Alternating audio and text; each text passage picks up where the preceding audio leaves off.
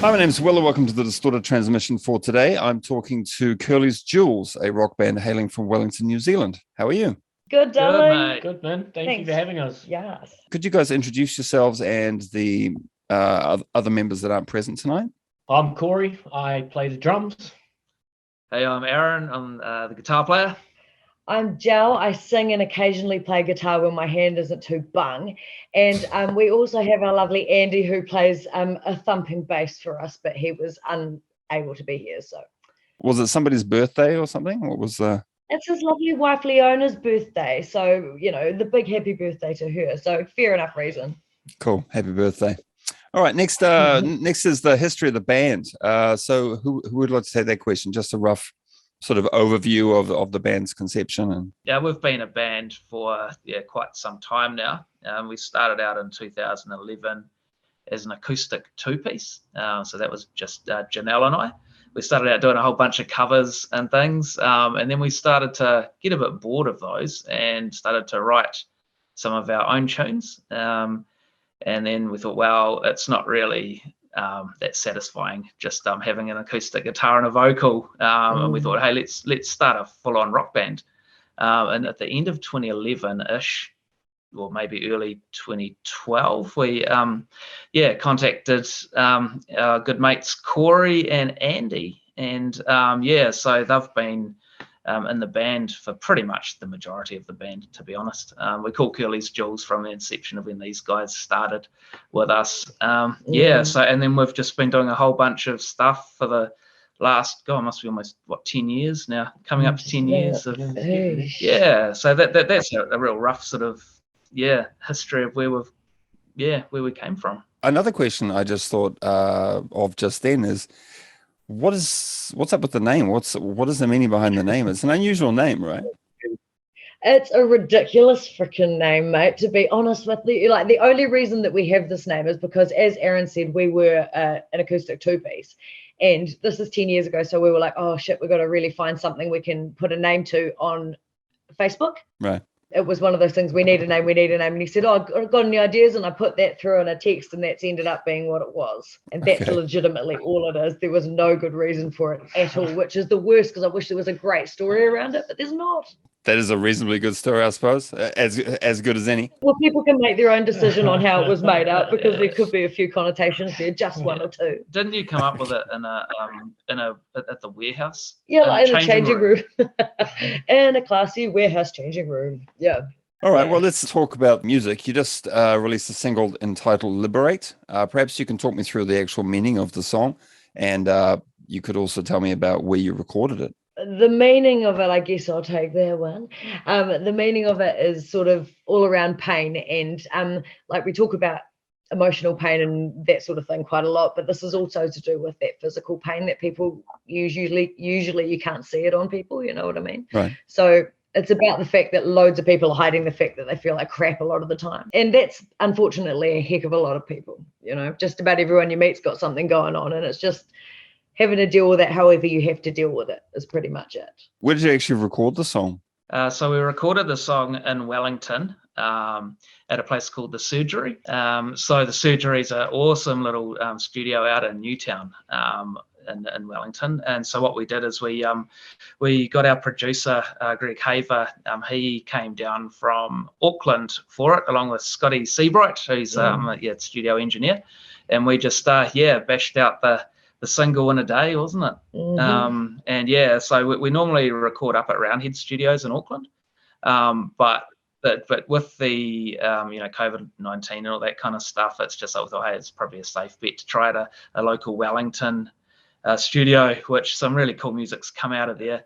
That's pretty much it, really. And then we get it mastered by Clint Murphy over in England, and then it's mastered, isn't it? Did I say mixed or mastered? Mixed in England. Mixed in England and mastered by Ryan Smith in Nashville. It goes around the world. That's amazing. We can't, but it can. So we'd love to go with the song on it. But you take what you can get, right? As far as the video goes, where did you record that, and how long did it take you to, get the sort of concept together and some of the costumes? The whole package, how long did that take to sort out? It came together pretty quickly with we have a videographer who has done all of our videos, actually, Bradley Garner, a fabulous person, great photographer as well, but he initially already had an idea straight away of how this video was going to look based on the song. And so we recorded it at Loveland's studio, where we rehearse and put on some shows and stuff like that, and he had a concept right from the beginning, and we just went with him, where he knows what he wants to do. He knows how to get the best out of the videos for us. And we came in, we did it in a night, and he killed it. He did all the editing, did everything for it, and it was amazing. The outcome was just unexpected. It was what was expected, but it was just still really awesome to see, the outcome of how it turned out from his vision. So you seem to have quite a fast turnover. Like when you're recording singles and stuff, the audio takes about a day. Videos take about a day. It's quite hard to do that, actually. Like a lot of people probably don't realize that. No point mucking around though, is there? Time's money. All right, then most bands tend to drop a single and then an EP or an album off the back of it. However, Curly's Jewels have released a string of singles, namely Sneaky, Absentee, Blinders, and Liberate. So the past sort of 4 releases, they've all been singles since 2018. Although there have been a few EPs in the mix along the way, you seem to lean towards releasing singles. What's the thinking behind the steady yet gradual single release style? Is it just like financial, or is there like a strategy to it? Both is a financial thing, obviously, but it's also a strategic thing too. I mean, we live in a generation now. People just want it now. They don't want it, and no one buys albums anymore. They can pick and choose. You can go to Spotify, you can pick and choose. You can go to whatever platform you want. You can pick and choose the songs from whatever album you like, and then in a week you can delete it or keep it or whatever. We have a goal that we want to release singles and get them out there, but later on we'll package them up to be a deal, to be an album. So that so it's all collated in here's a discography of what we've done. Kind of like with the Skin We Shed EP, it was like a little collection of previously released stuff. And one of our little EPs that we put out was a physical disc only. So it's called the Absentee EP, and that had 3 acoustic versions of songs that we're never going to put on Spotify. We're never going to put them online. And only those, I think it was 200 copies got sold, and only people will have it. So we like to do those kind of like little niche kind of things for the real hardcore fans. So it's sort of like a little treat for them. The end goal for us for this string of singles, though, will be we want to do an album, but package that together. What Corey was saying, just so the songs have got a home. And we've got a really good producer who's helping us with that. Greg, and so it gives us that real opportunity to as I say, have that home for the songs, but then we can have some real different stuff on there as well. Like we might do some acoustic stuff on there, just little changes. But yeah, the whole album thing has never been a big focus for us. So you just played a streaming show from Porerua's Lovelands, and as far as I can tell, it was audience-less. What was it like playing to a virtual audience? Do you think online performances will be the new way for bands, local bands, to reach a broader audience? It's very strange, but like we've always kind of had this a philosophy, without even having to say it, that when we go on, we'll play it like we're at Wembley, because whether you've got an audience of like hundreds, or you've got an audience of the sound man or our fabulous crew, who was about 4 people socially distanced, but with a crew. So whether it's them or a big giant stage, you just got to play it like it's a huge audience, and there are people there, and you've got to appreciate the fact that they bother to cast their eyes and ears upon it. So I think we played pretty well, maybe 80% of energy. I think the problem with it for me, not that I have an overall problem with the concept, but the actual performing problem I have is that you tend to feed off the energy that the audience returns to you from your performance. So if you're putting on a really good performance, you kind of get this sort of instant feedback from the crowd, and you're like, oh, this is kicking off. Both experience the music from 2 sides of the same coin, if you like. Totally right. Yeah. But it's in that too, it was our only chance to kind of celebrate the fact that we'd released Liberate, right? So it's our only chance to play it live, and so I suppose we had that kind of buzz behind it as well, which was kind of nice. and we were doing it so that it was for our fans to enjoy. I suppose that's the other way we see it. So therefore we try and perform it as hard as possible. Yeah, but it certainly is a different thing. I mean, it's never going to be the same as having like hundreds of people staring at you and fanging around, like that's, as you say, man, that's instant energy. You feel that. You feel it in your waters. You don't quite get the same thing with being like cameras everywhere. But, it's something, and we'll take what we can get when it's during this kind of time in the world. So, and we're grateful to get it. So. Yeah, I think going forward, though, for bands, it's a great opportunity to be on stage and to keep your chops up. Yeah. We're lucky with Lovelands that when we rehearse there, we will be basically just playing on that same stage. We'll have all the lights going, so we're rehearsing in gig mode all the time. Right. So we can just so it's we're really at home at that place.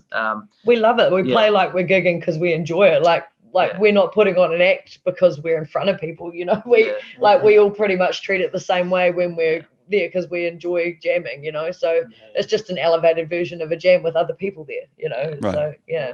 In the future, it's going to be interesting though, with the way that the world is working at the moment. But I think New Zealand, it's opening up a wee bit now to be doing live shows. I know in Wellington, there's a really good opportunity to be doing shows under that traffic light system, and that's cool.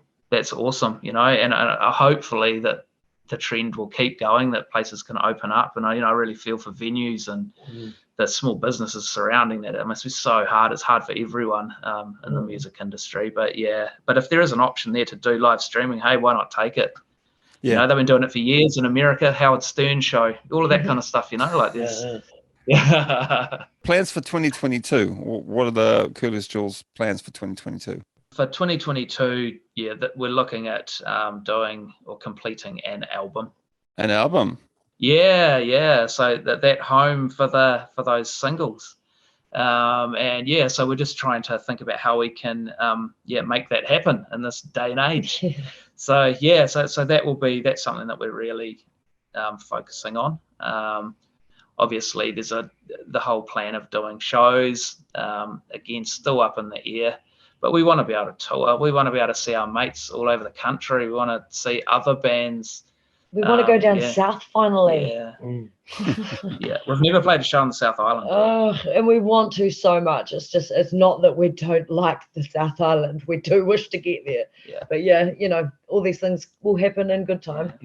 Is there anything else to add at the end? Like I always ask bands at the end of the interview if they'd like to do shout outs or... Sure. Well, thank you to you, Will, and to everyone who supports us, because we're extremely lucky, as we said before. We will never take for granted the people who have actually stood beside us on this journey and who continue to. We feel very, very lucky to have them. And I wouldn't name everyone because it's just too freaking many, but there are just so many awesome people that surround Curly's. We're not just the four of us. We're a wider community and amongst the people who do hang out and love us and love our music and message us and all those things. So mad props and love and thank you to all those who support us.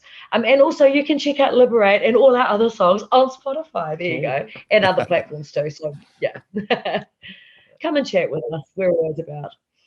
All right, great. Well, thanks very much for your chat. And I look forward to hearing what you bring out next year. Thanks so much, mate. Appreciate it. Catch you later. See you See later. you, man. And thanks for watching.